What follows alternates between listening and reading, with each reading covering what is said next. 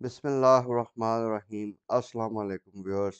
Weekly market review की video के साथ इरफान अमान आपकी खिदमत में हाजिर। तो इस वीडियो में हम पिछले हफ्ते जो मार्केट की परफॉर्मेंस रही, जिन सेक्टर्स में हमने बाय और सेल देखा, वो आपके साथ एक डिटेल एनालिसिस शेयर किया जाएगा। इसके साथ साथ जो आइंदा आने वाले हफ्ते में हमारी एक्सपेक्टेड ट्रेडिंग स्ट्रेटजी है, वो भी आपके साथ शेयर की जाएगी along with the major positive and negative triggers for the market कि जो ऐसी न्यूज़ हैं जो हमारी मार्केट को इफ़ेक्ट कर रही हैं, उसका एनालिसिस भी आपके साथ इस वीडियो में शेयर किया जाएगा। तमाम व्यूअर्स से गुजारिश है कि इस वीडियो को कंप्लीट देखें ताकि इसमें जो इन्फॉर्मेशन आपको प्रोवाइड करने जा रहे हैं वो आपकी ओवरऑल ट्रेडिंग में और आपकी इन्वेस्टमेंट डिसीजन मेकिंग में हेल्पफुल साबित हो सके। तो व्यूअर्स, वीडियो स्टार्ट करते हैं। पिछले हफ्ते हमने देखा कि इंडेक्स ने 587 पॉइंट्स गेन किए हैं। That is a gain of 1.45% on week basis. इसी तरीके से अगर हम वीकली हाई और लो का एनालिसिस करें तो पिछले हफ्ते में इंडेक्स ने 41,097 का हाई बनाया और 40,348 पॉइंट की इंडेक्स ने लो रिकॉर्ड किया है। तो बेसिकली इंडेक्स ने जो पिछले हफ्ते मूव किया वो एक रेंज थी तकरीबन 700 से 800 पॉइंट्स की। इसी में इंडेक्स ने मूव किया है। ये हमने आपको अपनी प्रीवियस वीडियो जो वीकली रिव्यू की थी उसमें बताया था कि इंडेक्स की जो मूवमेंट होगी वो रिस्ट्रिक्ट होगी बिटवीन 1000 पॉइंट्स। इसके साथ साथ अगर हम मार्केट वॉल्यूम्स का एनालिसिस करें तो 176 मिलियन शेयर्स पर डे के एवरेज वॉल्यूम्स रहे हैं पिछले वीक में, जो कि 22% कम है ऑन वीक बेसिस। इसके साथ साथ व्यूअर्स, जिस तरह के अभी हालात चल रहे हैं और वीकेंड पे कुछ जुमे वाले दिन हमने देखा कि पॉजिटिव खबरें आई, जिसमें आईएमएफ की साइड से खबर आई कि जी प्राइम मिनिस्टर ने आईएमएफ के प्रेसिडेंट से बात की है, 2 से 3 दिन में उनका विजिट है। इसके बाद सऊदीया की साइड से हमें जो एंटिसिपेशन है कि चीफ ऑफ आर्मी स्टाफ का जो विजिट है वहाँ से 7-8 बिलियन यूएस डॉलर्स का एक पैकेज मिल सकता है। और इसके अलावा रिफाइनरी सेक्टर में न्यूज़ आई कि दोबारा से जो रिफाइनरी पॉलिसी की पेंडिंग अप्रूवल थी, उस पे न्यूज़ आ रही हैं कि वो जल्दी ही उसकी अप्रूवल होने जा रही है। और इसके साथ-साथ जो सर्कुलर डेट सेटलमेंट की न्यूज़ थी, तो इन सारे फैक्टर्स की वजह से हमने देखा कि तकरीबन जुमेरात और जुम्मे के दिन हमने मार्केट में एक पॉजिटिव सेंटीमेंट देखा और मार्केट ने अच्छे गेंस दिखाए हैं। लेकिन व्यूअर्स, क्योंकि ओवरऑल मुल्क की जो मुआशी सूरत हाल है वो काफ़ी अबतर होती हुई जा रही है, तो देयरफॉर इन सर्कमस्टांसिस में हमें इंश्योर करना चाहिए कि जो भी हमारी बाय पोजीशंस हैं उसमें हमें प्रॉफिट टेकिंग जो है उसको इंश्योर करना है। छोटे-छोटे प्रॉफिट, जैसा कि हम आपको टाइम एंड अगेन बताते रहे हैं कि बुक करना और बेच के जो ट्रेडिंग करना होता है वो रिकमेंडेड है अंडर करंट मार्केट सर्कमस्टांसेस। और इसी तरीके से हम अगले हफ्ते की स्ट्रेटजी में यही सजेस्ट कर रहे हैं कि 41,300 से 41,500 का जो एरिया है ये मेजर रेजिस्टेंस एरिया है मार्केट के लिए। और आपको इन लेवल्स पे जाके जो भी आपकी पोजीशंस हैं उनमें एटलीस्ट प्रॉफिट सेलिंग को इंश्योर करना चाहिए। और प्रॉफिट सेलिंग करने के बाद आपने अपने आप को कैश फ्री करना है। इन केस देखें, अक्सर इन्वेस्टर्स का कंसर्न होता है कि जी अगर मार्केट हाथ से निकल गई या हमारे जो शेयर्स हमने बेचे हैं वो एकदम से प्राइस में अगर ब्रेकआउट आ गया या बहुत ज़्यादा ऊपर चली गई तो क्या करेंगे। तो उसका वे आउट ये है कि आप अपनी प्रॉफिट बुक्स कीजिए और उसके साथ साथ जिस तरह देखें हम स्टॉप लॉस लगाते हैं ना, इसी का रिवर्स एक स्टॉप बाय का कंसेप्ट होता है कि आपने ऊपर के कैप से थोड़ा सा नीचे यानी 20 पैसे नीचे कर लें, 50 पैसे नीचे कर लें, इस तरह के एक लेवल पे एक स्टॉप बाय लगाना है कि जैसे ही मार्केट में एक ब्रेकआउट आता है, आपके शेयर्स की प्राइसेस में ब्रेकआउट आता है, तो जैसे ही मार्केट अपर कैप की तरफ मूव करें तो वहाँ पे आपकी जो प्राइस जो आपने लिमिट्स लगाई होंगी वो ट्रिगर हो जाएंगी और आप बाइंग पोजीशन में दोबारा से आ जाएंगे। और अगले दिन जो है आप जो मार्केट का फेवरेबल प्राइस एक्शन होगा उसको उससे कैश कर सकते हैं, उससे फ़ायदा उठा सकते हैं। तो ये स्ट्रैटेजी जो है आपने फॉलो करनी है for the next week. But once again आपसे कह रहा हूँ कि do remember to book your profits in all your holdings, including your oil and gas sector में जो हमने आपको होल्डिंग्स लेके दी हुई हैं, उसमें भी अब हमें प्रॉफ़िट जो सेलिंग है उसको इंश्योर करना है। तो मार्केट के अगर हम मेजर सपोर्ट लेवल को देखें व्यूअर्स, तो मार्केट की जो मेजर सपोर्ट नज़र आ रही है, वो 40,800 से 40,500 की रेंज है। बट व्यूअर्स, ये जो सपोर्ट और रेजिस्टेंस लेवल्स हैं, जो इस तरह की आजकल की सेंटीमेंट बेस्ड मार्केट बनी हुई है, इसमें इनकी इतनी रेलेवेंस नहीं होती। देखें, अगर तो आईएमएफ साइड से या फ्रेंडली कंट्रीज़ की साइड से कोई मेजर न्यूज़ आ जाती है, तो हम देखेंगे मार्केट्स में ब्रेकआउट्स आ जाएंगे, मार्केट अच्छा परफॉर्म कर देगी। और अगर नहीं आते, तो मार्केट्स में एक डाउन साइड, एक बड़ी डाउन साइड का भी रिस्क जो है वो काफ़ी बढ़ गया है, क्योंकि मार्केट जो है अभी थोड़े से एलिवेटेड लेवल्स पे आ चुकी है। तो it all depends on the sentiment. ये जो सपोर्ट और रेजिस्टेंस लेवल्स हैं, under current market sentiment, in my view ये सिर्फ़ एक रेफ़रेंस के लिए आप देख सकते हैं कि जी ये इंडेक्स लेवल हो तो इसमें हमें ये करना चाहिए, कि जी सिर्फ़ इंडेक्स की मूव आपको समझने के लिए ज़रूरी होता है। लेकिन जिस तरह की आजकल की ट्रेडिंग पैटर्न है, उसमें ये चीज़ मेरे ख़्याल से इतना मैटर नहीं करती। तो basically rule of thumb is कि सेल ऑन स्ट्रेंथ, जैसे ही आपको मार्केट ऊपर मिले, अपनी पोज़ीशंस को आपने बेचना है, प्रॉफ़िट बुक करना है। और जैसे ही आपको एक मेजर डाउन साइड मिले, तो वहाँ पे आपने अपनी चीज़ों को दोबारा से रीबाय कर लेना है। और ब्रेकआउट ट्रेडिंग का मैंने आपको बता दिया कि जैसे ही ये फ़र्ज़ करें आपने पोज़ीशंस बेची और आपकी पोज़ीशंस की सेल के बाद मार्केट्स में ब्रेकआउट आता है, तो उसको कैसे अकाउंट फॉर करना है, आपने स्टॉप बाय के ऑर्डर्स प्लेस करने हैं। अब व्यूअर्स, अगर हम पिछले हफ्ते का फॉरेन इन्वेस्टमेंट प्रोफाइल का एनालिसिस करें, तो उसमें हमने देखा कि फॉरेनर्स की तरफ से तकरीबन 2,57,000 डॉलर्स का नेट इन्फ्लो आया है, जिसमें मेजर इन्फ्लो जो है वो फॉरेन कॉर्पोरेट की तरफ से था। वो तकरीबन 0.9 मिलियन यूएस डॉलर्स का इन्फ्लो आया है। और ज़्यादातर बाइंग जो उन्होंने की है वो technology and communication sector, power generation, oil and gas marketing companies और oil and gas exploration companies में है। इसके अलावा फर्टिलाइज़र और सीमेंट सेक्टर में भी इन्होंने बाइंग की है, वेयर एज कमर्शियल बैंक में इनकी मेजर सेलिंग रही है। तो ओवरसीज़ पाकिस्तानीज़ अगर हम देखें, उनकी तरफ से हमें पिछले हफ्ते में नेट सेल नज़र आई है। अगर हम लोकल इन्वेस्टमेंट प्रोफाइल का व्यूअर्स एनालिसिस करें, तो लोकल इन्वेस्टमेंट प्रोफाइल में बैंक्स जो थे वो हमें पिछले हफ्ते नेट सेलिंग साइड पे नज़र आए। उन्होंने तकरीबन 0.7 मिलियन यूएस डॉलर्स की नेट सेलिंग की है। इसी तरीके से म्यूचुअल फंड्स, उन्होंने भी 2.9 मिलियन यूएस डॉलर्स की नेट सेल की है। और अगर हम बाइंग साइड पे देखें, तो ब्रोकर्स और कंपनीज जो हैं वो मेजर बायर्स रहे हैं पिछले हफ्ते में। इंडिविजुअल्स जो हैं और इंश्योरेंस कंपनीज, उनकी तरफ से भी माइनर सेल्स आई हैं। व्यूअर्स, मैं आपकी तवज्जो चाहूँगा कि ये जो हम 2-3 सेक्टर्स पे हम फोकस कर रहे हैं, तो उसमें अगर आप oil and gas exploration companies में देखें, तो आपको बड़ा इंटरेस्टिंग ट्रेडिंग पैटर्न नज़र आएगा। वहाँ पे आप देखें कि जो आपका एवरेज इन्वेस्टर है, उसने पिछले हफ्ते जो है वो मार्केट में बाइंग की है इन दी ऑयल एंड एक्सप्लोरेशन सेक्टर। और इंडिविजुअल्स जो थे वो सेलिंग साइड पे रहे हैं। और उन्होंने जो एलिवेटेड लेवल्स आए, इन पे काफ़ी सेलिंग की है पिछले हफ्ते मार्केट में। लेकिन इंस्टीट्यूशनल इंटरेस्ट जो है वो oil and gas exploration companies में हमें नज़र आ रहा है फ्रॉम इंस्टीट्यूशनल इन्वेस्टर्स। इसी तरीके से अगर आप पावर जनरेशन सेक्टर में देखें, तो वहाँ पे भी आपको एक रिवर्स पैटर्न नज़र आएगा कि जहाँ पे हमें इंडिविजुअल्स की तरफ से बाइंग नज़र आ रही है। और जो बाकी दूसरे इंस्टीट्यूशंस हैं, वहाँ पे भी हमें एक सेलिंग पैटर्न नज़र आ रहा है। इसी तरीके से अगर टेक्नोलॉजी एंड कम्युनिकेशन सेक्टर में हम देखें, तो उसका जो नेट आउटफ्लो बनता है, उसमें भी जो मेजर सेलिंग है वो आप देखें कि primarily it's from individual clients, जो कि म्यूचुअल फंड्स में भी ज़्यादातर इंडिविजुअल्स का ही पैसा होता है। तो यहाँ पे हमें टेक्नोलॉजी में भी एविड इन्वेस्टर्स की तरफ से बाइंग या इंटरेस्ट हमें नज़र आ रहा है। तो मार्केट में थोड़ा-सा इंस्टीट्यूशनल इंटरेस्ट की जो है हमें एक हिंट नज़र आ रही है from this analysis. So viewers, अगर हम पिछले हफ्ते का share wise market map analysis करें, तो उसमें हम देखेंगे कि पिछले हफ्ते 2-3 सेक्टर्स ने बड़ा अच्छा परफ़ॉर्म किया है।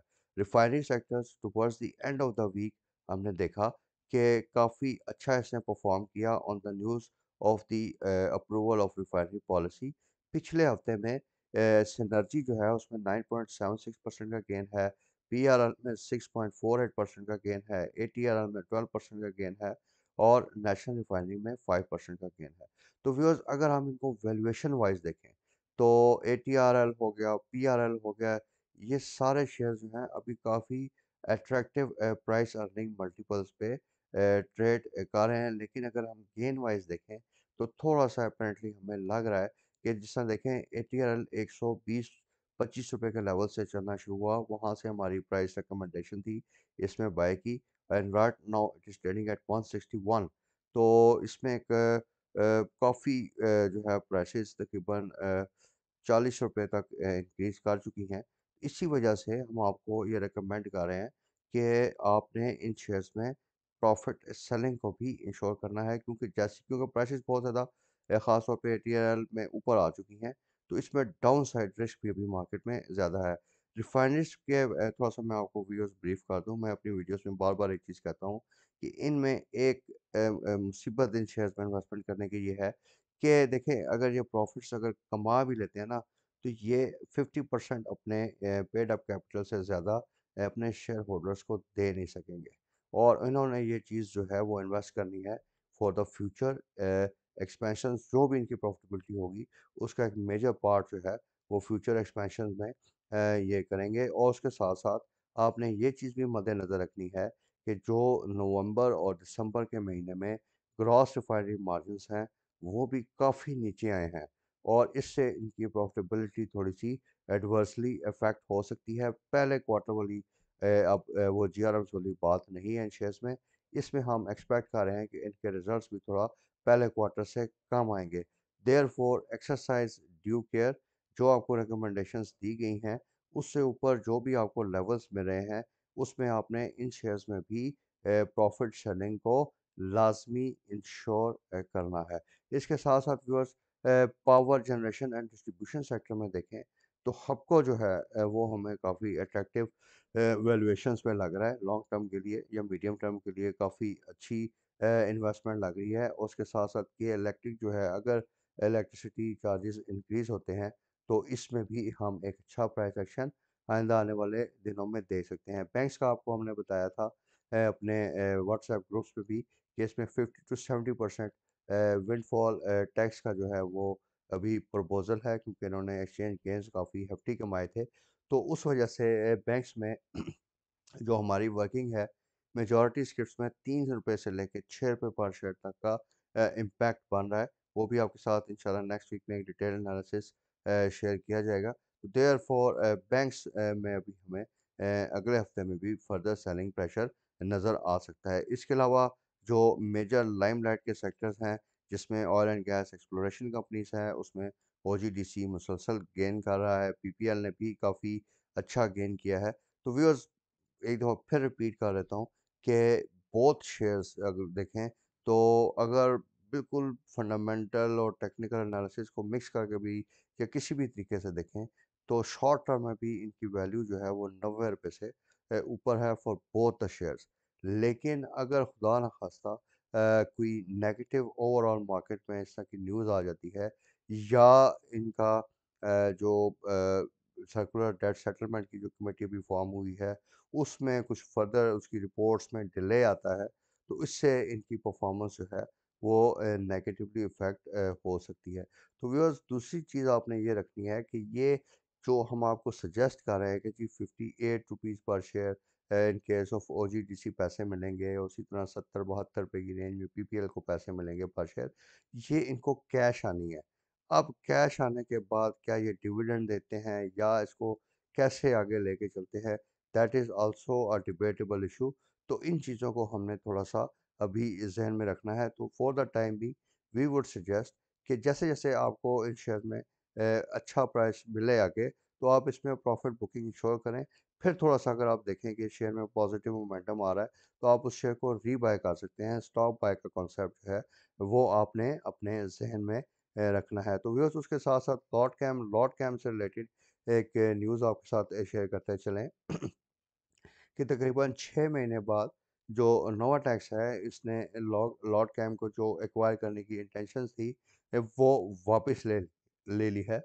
तो इस वजह से लॉर्ड कैम में हम आइंदा आने वाले दिनों में एक नेगेटिव प्राइस एक्शन एक्सपेक्ट कर रहे हैं। इसके साथ-साथ व्यूअर्स, टेक्नोलॉजी सेक्टर में भी एवेंसियन, टीआरजी, नेटसोल, ऑक्टोपस, इन सब शेयर्स में हमने तकरीबन अच्छी परफॉर्मेंस देखी है और इनमें भी हमें once again sell on strength की स्ट्रैटेजी रखनी चाहिए। हमने अपनी एवीएन की वीडियो में आपको बताया था कि एवीएन की जो सब्सिडी कंपनी है वो ऑक्टोपस है। इसके प्रॉफिट्स का अल्टीमेट जो उसको अगर हम कंसोलिडेट करेंगे तो बेनिफिट अल्टीमेटली एवेंसियन को ही जाता है, लेकिन उसकी शेयर में वो प्राइस नज़र इस वजह से इतना उसका इफेक्ट नज़र नहीं आता क्योंकि साइज़ में ऑक्टोपस एवीएन के मुकाबले में काफ़ी कम है। लेट्स सपोज यहाँ पे अगर 10% इंक्रीज होती है प्रॉफिटेबिलिटी में, तो एवीएन में ये तकरीबन आपको पॉइंट समथिंग की एक रेशो शो होगी। इसी वजह से इसका एक मेजर इम्पैक्ट हम एवीएन के शेयर्स में नहीं देखते, लेकिन दोनों शेयर्स अच्छे हैं। टीआरजी में भी अच्छी एक्सपेक्टेशन है, लेकिन ये भी एक सेंटीमेंट बेस्ड शेयर है। इसकी कोई प्रॉफिटेबिलिटी इतनी खास नहीं है। इसमें जो न्यूज़ जिसकी वजह से ये ऊपर जा रहा था वो आईबैक्स की सेल की न्यूज़ थी। उसमें अभी तक हमें कोई फर्दर ऐसा डेवलपमेंट नज़र नहीं आई। तो देयरफॉर इन शेयर्स में भी हमें सेल ऑन स्ट्रेंथ की स्ट्रैटेजी रखनी चाहिए। ये चीज़ आपको इस वीक की वीडियो में आप नोट करें कि बार-बार सेल ऑन स्ट्रेंथ का एक आपके साथ ज़िक्र किया जा रहा है क्योंकि ओवरऑल जो मार्केट या कंट्री की कंडीशंस हैं, इकोनॉमिक कंडीशंस हैं, वो काफ़ी ज़्यादा अनफेवरेबल हैं। इसी तरीके से oil and gas marketing companies हैं, एसएनजीपी, पीएसओ, एसएससीसी, इन सब में भी अच्छा प्राइस एक्शन है, लेकिन once again sell on strength की स्ट्रैटेजी रखनी चाहिए ताकि जैसे ही मार्केट में कोई अगर खुदा न खास्ता नेगेटिव मूव हमें मिले तो वो नीचे हमारे पास कैश फ्री होना चाहिए टू री बाय दोज शेयर्स। इसके साथ साथ व्यूअर्स, लास्ट वीक में सर्टन नंबर्स इशू हुए, सर्टन स्टैट्स इशू हुए रिगार्डिंग डिफरेंट सेक्टर्स। तो ऑयल एंड मार्केटिंग कंपनीज की ओवरऑल सेल्स में हमने देखा कि डिक्रीज हुई और उस डिक्रीज का रीज़न ओवरऑल जो पेट्रोलियम प्रोडक्ट्स हैं उनकी कंजम्पशन में कमी हुई है। तो इनकी भी जो है ओवरऑल जो सर्टेन मार्केटिंग कंपनीज हैं, सेल्स कम होने की वजह से उस पे नेगेटिव इफ़ेक्ट आ सकता है। Because cement sector is very interesting right now. Cement sector में अगर हम देखें तो सीमेंट सेक्टर में एक तरफ तो कोल की प्राइसेस काफ़ी ज़्यादा नीचे आ रही है और दूसरी तरफ इनकी जो सेल्स हैं, ख़ास तौर पे लोकल सेल्स, वो ओवरऑल इकोनॉमिक स्लो डाउन की वजह से उसमें कमी आई है। लेकिन एक इंटरेस्टिंग फैक्ट हमने आई थिंक जुमेरात की वीडियो में आपके साथ शेयर किया था कि इनकी एक्सपोर्ट सेल्स जो हैं सीमेंट सेक्टर की वो बढ़ी हैं। तो देयरफॉर ये जो सीमेंट सेक्टर है, ये अभी ये जो थोड़ा-सा बुल रन आया है, इसमें एज़ सच इतना नहीं चला। ये आप देखें सारी आपको यहाँ पे एक नेगेटिव ज़्यादातर इसमें नज़र आ रही हैं और इसमें रिस्क बेसिकली यही था कि इंटरेस्ट रेट की जो अभी एक्सपेक्टेशन है कि ये बढ़ेगा, तो इस वजह से थोड़ा-सा इनमें फ़ियर था कि जी इनकी प्रॉफ़िटेबिलिटी मज़ीद इफ़ेक्ट हो सकती है। तो व्यूअर्स, जैसे ही अगर हमें ये जो जिनेवा कॉन्फ्रेंस है या आईएमएफ की साइड से अगर पैकेज मिलता है और थोड़ी-सी इकोनॉमिक एक्टिविटी स्टार्ट होती है, तो we are expecting cement sector tends to perform well. Cement sector जो है ये काफ़ी बेहतर परफॉर्म कर सकता है आइंदा आने वाले दिनों में। और ख़ास तौर पे 2 शेयर्स हमने आपको पिन पॉइंट करके दिए थे जिसमें लकी सीमेंट और कोहाट सीमेंट है। इनका एक्सपोज़र इंटरेस्ट रेट पे इतना ज़्यादा नहीं है। देयरफॉर वी आर रिकमेंडिंग कि इन शेयर्स में आप अपनी थोड़ी-सी पोज़ीशन को बिल्ड कर सकते हैं और सीमेंट सेक्टर जो है ये भी हमें काफ़ी अट्रैक्टिव लेवल पे लग रहा है। बट अगेन इसमें जो हम इन्वेस्टमेंट्स करेंगे वो मीडियम टू लॉन्ग टर्म के लिए होंगी। इसके अलावा व्यूअर्स, फर्टिलाइज़र सेल्स के नंबर आए, उसमें भी यूरिया की जो ऑफटेक थी वो तकरीबन 39.9% इस तरह की एक फिगर है, उसके साथ इंक्रीज़ की है। तो ओवरऑल हम देखें तो मिक्स्ड बैग सिचुएशन लग रही है। कुछ सेक्टर्स में मेजॉरिटी सेक्टर्स में आप देखें कि आपको सेल्स जो वॉल्यूम्स हैं वो ऑन अ डिक्लाइनिंग नोट नज़र आ रहे हैं क्योंकि कंट्री में ओवरऑल डिक्लाइनिंग ट्रेंड नज़र आ रहा है। तो viewers, what's the way forward for the next week? तो उसमें आप देखें कि जुम्मे वाले दिन एक डेवलपमेंट हुई है और जो हमने 1.2 बिलियन यूएस डॉलर्स की पेमेंट करनी थी to a Dubai based bank and इस तरह के जो दूसरे मल्टीलैटरल इंस्टीट्यूशंस थे, तो उन पेमेंट्स के करने के बाद हमारे जो फॉरेन एक्सचेंज रिजर्व्स है वो तकरीबन 4.5 बिलियन यूएस डॉलर्स के रह गए, जो कि स्टेट बैंक्स की मैं रिजर्व्स की बात कर रहा हूँ। इसी तरीके से आपने देखा होगा कि काफ़ी एक पैनिक सी सिचुएशन है, हमारी लीडरशिप जिनीवा में भी है, सऊदीया में भी जा रहे हैं, आईएमएफ के प्रेसिडेंट से भी इनकी बात हुई है। तो काफ़ी क्रिटिकल सिचुएशन है, हमारे पास तकरीबन 21 से 22 दिन का जो है वो इम्पोर्ट कवर रह गया है। काफ़ी क्रिटिकल लेवल्स पे हमारे फॉरेन एक्सचेंज रिजर्व्स आ चुके हैं। अगले जो 2 से 3 दिन होंगे या वो काफ़ी क्रिटिकल होंगे for the markets and for our economy as well. यहाँ पे अगर देखें कि कोई पॉजिटिव ट्रिगर आ गया, तो आपकी मार्केट्स यहाँ से चल जाएँगी। इसमें थोड़ा-सा एक मॉडरेट गेन जैसा कि वीडियो के शुरू में मैंने आपसे डिस्कस किया वो हम ऑब्ज़र्व कर सकते हैं। लेकिन अगर इस चीज़ में हमें फर्दर डिले नज़र आया व्यूअर्स, तो ये काफ़ी ज़्यादा जो है परेशान कुन सिचुएशन बन रही है और अगर इन रिज़र्व्स में मज़ीद डिक्लाइन आया, तो ऑब्वियसली एक पैनिक सिचुएशन क्रिएट होगी और इसका एक नेगेटिव इफ़ेक्ट मार्केट पे भी आ सकता है। 2.8 बिलियन यूएस डॉलर्स का हमारा क्या था trade deficit for the previous month, तो उस हिसाब से भी देखें तो 4.5 minus 2.8, you can well imagine कि हम अगले 1 महीने में अगर हमें इन्फ्लोज़ नहीं आते, तो कहाँ खड़े होंगे। इसके साथ-साथ व्यूअर्स ये मैंने आपके साथ डिस्कस किया कि जो फ्रेंडली कंट्रीज़ की सपोर्ट है, आईएमएफ का पैकेज है, रिज़र्व्स हैं, ये मार्केट के की ट्रिगर्स होंगे फॉर द कमिंग वीक। इसी के साथ-साथ व्यूअर्स एक न्यूज़ मार्केट में ये भी जा रही है कि गवर्नमेंट ने कुछ प्राइवेटाइज़ेशन के लिए कुछ स्टेप्स लिए हैं। 2 पावर प्लांट्स को उन्होंने डीलिस्ट किया है और वो एस्टिमेट कर रहे हैं कि तकरीबन 1.5 बिलियन यूएस डॉलर्स का यहाँ से भी इनको इनफ्लो आ सकता है। ये सारी एक बेसिकली पैनिक मेजर्स हैं, किसी न किसी जहाँ-जहाँ से इनको पैसा नज़र आ रहा है, तो वहाँ पे ये अब कुछ ना कुछ स्टेप्स लेने की कोशिश कर रहे हैं। तो व्यूअर्स ओवरऑल वीडियो को अगर हम कंक्लूड करें, तो देखें अगर हमें सपोर्ट मिल भी जाती है, तो ये पैसे फिर कंज़्यूम हो जाएँगे अगले 6 महीने, 7-8 महीने में दोबारा से हम इसी पोज़ीशन में आ जाएँगे। तो मसला हमारी इकॉनमी का है कि यहाँ पे हमें मेजर स्ट्रक्चरल रिफॉर्म्स करने हैं और उसके लिए पॉलिटिकल विल की ज़रूरत है और जो कि ना प्रेजेंट गवर्नमेंट के पास है ना अभी अपोजिशन के पास नज़र आ रही है। तो मे बी इसमें हमें शायद एक पॉलिटिकल कंसेंसस डेवलप करना पड़े, कोई बड़े इकोनॉमिक रिफॉर्म्स की ज़रूरत है फॉर द टाइम बीइंग। जो अभी हमारी अप्रोच है आप देखें कि इसमें आपको शॉर्ट टर्मिज़्म नज़र आएगा कि बस जो अभी मुसीबत खड़ी है इसको किसी तरीके से टालो, बाद में देखी जाएगी। तो viewers with this note we end our today's video और इस वीडियो में हमने आपको बेसिकली एक मार्केट का रिकैप बताया और साथ-साथ जो अगले आइंदा आने वाले हफ्ते में मार्केट के ट्रिगर्स हैं, उसके बारे में आपको इन्फॉर्मेशन दी है। तो जैसे-जैसे हम मार्केट्स में डेवलपमेंट्स होंगी रियल टाइम बेसिस पे आपके साथ हम अपने जो है अलर्ट्स अपने व्हाट्सएप ग्रुप के थ्रू शेयर करेंगे। फॉर दोज़ व्यूअर्स जिन्होंने अभी तक हमारे व्हाट्सएप ग्रुप को जॉइन नहीं किया है, दे आर रिक्वेस्टेड कि वो हमारे व्हाट्सएप ग्रुप को जॉइन कर सकते हैं by just dropping a message WhatsApp message to me, ताकि जो भी मार्केट की रियल टाइम डेवलपमेंट्स हैं वो आप तक टाइमली बेसिस में पहुंच सके। तो व्यूअर्स अगर आपको हमारी ये कवरेज पसंद आती है, तो do remember to subscribe to our channel and like and share videos. Thank you very much for the time viewers. Take care. अल्लाह हाफिज़।